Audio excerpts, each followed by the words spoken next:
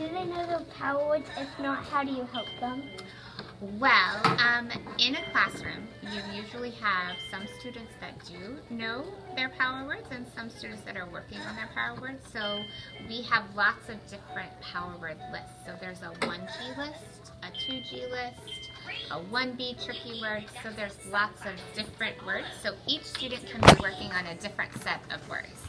If they don't know them, then when I conference with them, I write them on a flashcard, and then I write a sentence on the back that uses the word inside the sentence, and then we go on a word hunt in their book, in their text, and we find the word in their text. Cool. Yeah, and then we do fun stuff with the sight words too, like we'll write them in shaving cream, or we'll build them with wiki sticks, just depending on What's a wiki stick? you know, the little bendy thingies that we move around to build the words. So different ways to build the words and remember them. But we always find them in the book that they're reading, because we always want to connect those words back to the text. Yeah. All right. So you get to get further. Next one. When they get distracted, how do you help them? I'm gonna bring you some thumbs up. When the students get distracted, we usually take a little brainy break. So we might say a funny rhyme, or we might do a little brain break, a dance brain break, or something like that. Because in kindergarten, we really only do things for short amounts of time. So like 5 to 10 minutes at a time, and then we have to take a little wiggle break because they're new to school, right? They've never been in school before, so we have to take little tiny chunks of learning and put them together.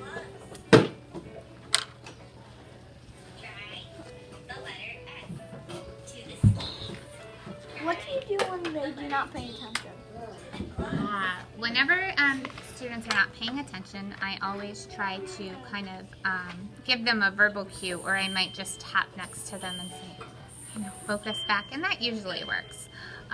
If I've given lots and lots of warnings, then we might do what we call the corrective feedback on Class Dojo, but that rarely happens, because usually whenever I say, okay, it's time to focus, or 1, 2, 3, eyes on me, then they always usually come back and they focus in. How do you help them pick a good fit book? Ooh, that's a great question. So for their good fit books, we have our different color levels, just like you guys have, right? So I always tell them that they are allowed to choose 5 books within their color level, and then they're always allowed to choose 2 fun books that we call just fun books out of our library. So usually, if I'm conferencing with them, and if their instructional level is, say, a 1G, then after I've conferenced with them, I realize that that's where their good fit is. So I lead them to that tub of books, and they choose their books for that week in that color. And then they're always allowed to choose fun books that are not on their level, because I don't know about you, but for me, I like to read all kinds of books, and it might not be my perfect reading level, but it might be something I enjoy. So if somebody enjoys dinosaurs, I don't want them not to be able to read about dinosaurs just because I don't have a 1G book about dinosaurs. That makes sense? Because you can read a book in many ways. You don't have to read the words in a book. You can read the pictures, because the illustrator tells a big part of the story too, right? Okay. How do they practice the rules of reading? How do they practice the rules of reading? A lot of times, a lot of modeling from the teacher. So whenever I'm doing a read aloud, you'll see me stop and sort of think things out loud. So it's called a think aloud. So I will say, oh gosh, I really noticed that the illustrator added this into the picture. They must want us to know this. So I do a lot of modeling of those rules, because they're brand new to school and they might not know them. If it's a specific rule, like say a Magic E or a phonics rule, we always practice that in their ERLA conferences.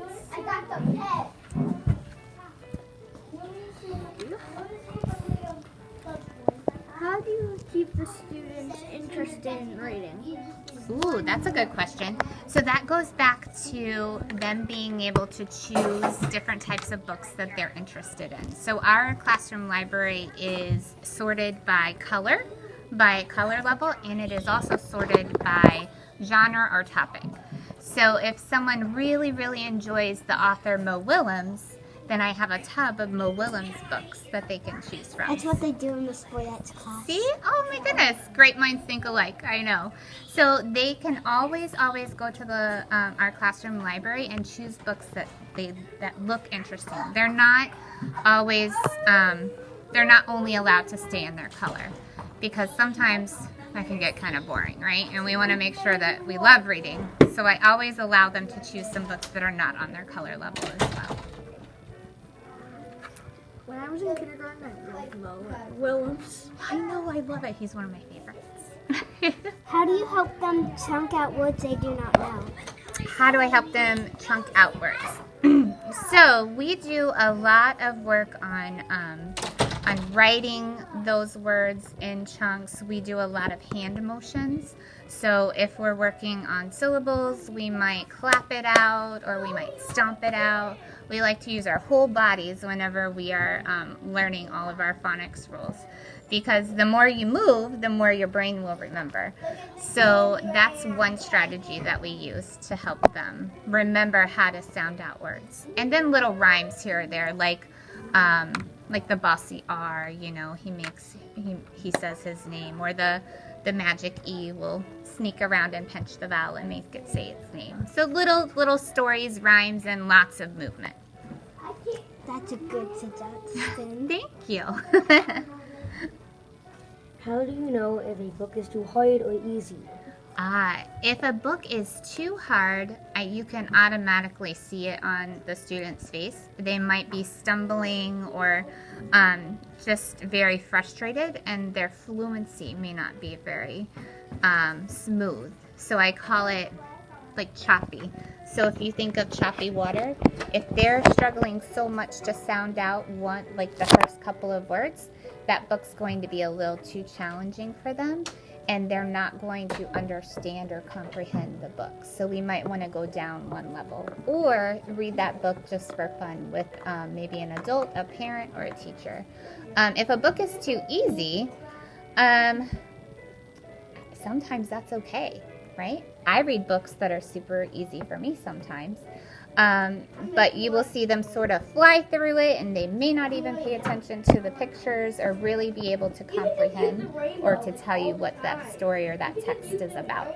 So you kind of have to pay attention to how they're acting as they're reading. Are they interested? Are they looking at the whole book, at the pictures and the words?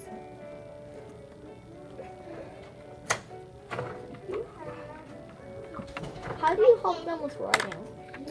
Writing is one of my favorite subjects to teach. So in kindergarten, we pull a lot of small groups for writing.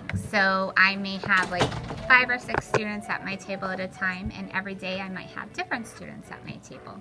I do a lot of modeling, so I always write and draw in front of them before I ask them to do that.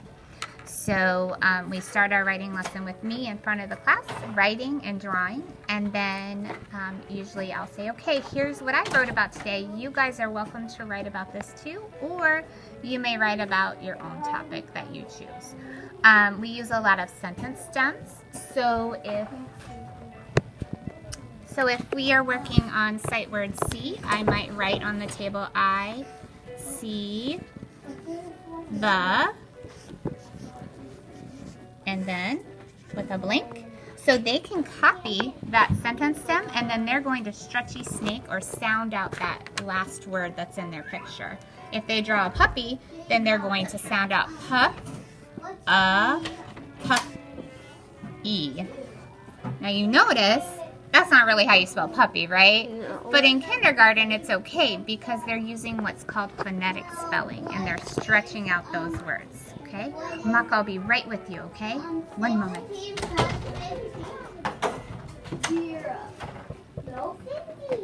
How do you help them when they do not read a word correctly? When they do not read a word correctly. So it's important when you're reading with a student that you don't interrupt what they are reading right away. So you're going to let them finish that sentence, and you're going to ask them, does that sound right? does that sound right? Or does that look right?